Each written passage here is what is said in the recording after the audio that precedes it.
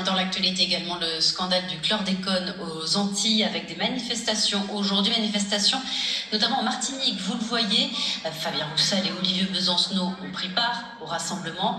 Le chlordécone, c'est ce pesticide longtemps utilisé pour la culture des bananes, alors qu'il était interdit en métropole car jugé dangereux.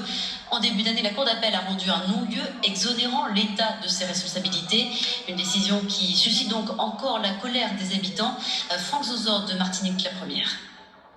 Environ 1 millier de personnes à cette manifestation ici à Fort-de-France pour dénoncer ce non-lieu qu'il y a eu concernant le chlordécone.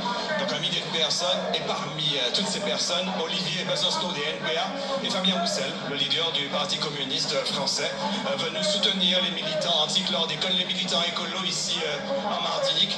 Donc une manifestation qui devrait durer toute la journée, qui a commencé déjà en début de semaine et qui devrait durer au moins jusqu'à une heure avancée de l'après-midi.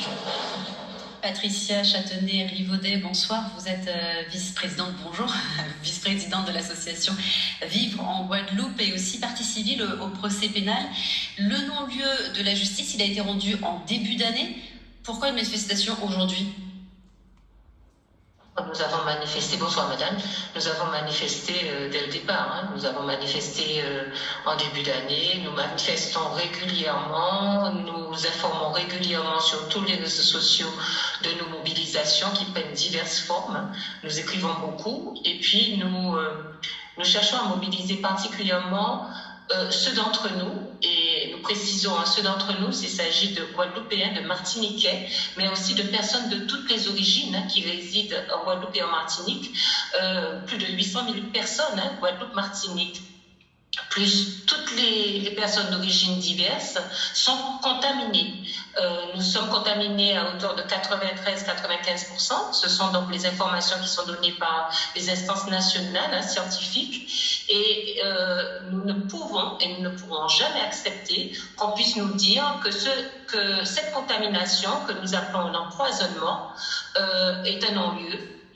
Il s'agit d'un déni de justice. Il s'agit aussi tout simplement d'une rupture d'égalité entre territoires français.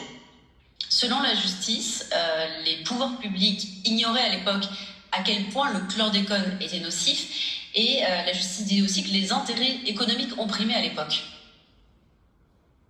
Que les intérêts économiques aient primé, c'est un constat, l'histoire de toute manière le dit, mais que l'État, et particulièrement l'État qui a la responsabilité de la santé publique, c'est une mission régalienne, n'ait pas fait tous les contrôles, n'ait surtout pas, n'ait surtout pas pris les décisions les meilleures pour protéger les personnes vivant en Guadeloupe et en Martinique, la responsabilité et la négligence fautive de l'État a été donc sanctionnée au mois de juin 2022, quand nous avions fait, nous, Association Vivre, une action collective conjointe. Donc, il est facile que l'État et que tous ces gouvernements qui se sont succédés puissent dire qu'ils ne savaient pas. Or, il y a eu une commission d'enquête parlementaire qui a révélé que tous les scientifiques qui travaillaient à l'époque, les hauts fonctionnaires d'État, ont alerté les ministres, ont alerté l'État de la causalité et de tous les risques que nous courions. Et vous avez dû voir aussi certains hauts fonctionnaires en larmes pendant la commission parlementaire qui disaient tout simplement qu'on leur avait demandé de se taire. Vos collègues de Radio France ont fait une commission d'enquête où on fait une cellule d'investigation et où il a été révélé que depuis des années, l'ensemble des autorités qui ont pour mission de protéger la santé publique savaient et ont laissé faire.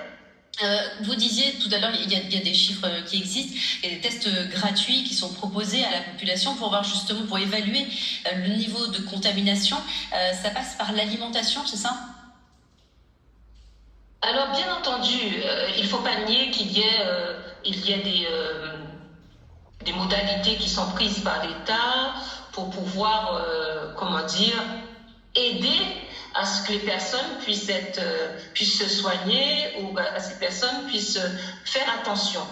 Mais nous sommes à un niveau de pollution pour 6 siècles. Le perturbateur endocrinien que l'on appelle chlordécone est un des plus virulents et cancérogènes. Il y a des efforts de dépollution justement, il y a des efforts de dépollution qui sont menés? Il n'y a pas d'effort de dépollution à ce jour, parce que les efforts de dépollution qu'il conviendrait seraient donc des efforts de pollution par mètre carré. Par contre, il y a, nous, à l'association Vivre, et avec nos partenaires de l'INH pour des polymatiniques, nous disons tout le temps qu'il conviendrait de mettre les moyens qu'il convient pour que, justement, une forme de dépollution puisse se faire. Au-delà de ça, il faut sacraliser les terres qui ne sont pas contaminées. Il faut protéger surtout la santé publique et il faut accompagner les personnes qui sont contaminées. Il ne suffit pas de mettre une gratuité en termes de chlordéconomie, parce que nous avions manifesté pour ça. Il convient d'indemniser les personnes qui sont empoisonnées. Nous sommes près de 700 000 empoisonnés en Guadeloupe et en Martinique, de toutes les origines, de toutes les provenances. Et à ce jour, nous sommes encore confrontés à de la surcontamination, parce que vous avez dû entendre toutes les pollutions que nous vivons, mais dès lors qu'il y a des problèmes d'interruption d'eau, eh bien, quand l'eau est revenue, quand l'activité de traitement de l'eau a lieu, eh bien, il y a une dichotomie qui se passe entre les différentes instances et les personnes ont le temps de boire, de consommer de l'eau polluée qui contient donc du chlordécone, des matières fécales et des métaux lourds. Donc cette surcontamination n'arrête pas. Patricia Châtenay-Rivaudet, merci beaucoup d'avoir été en direct avec nous ce soir dans le 19-20 Info.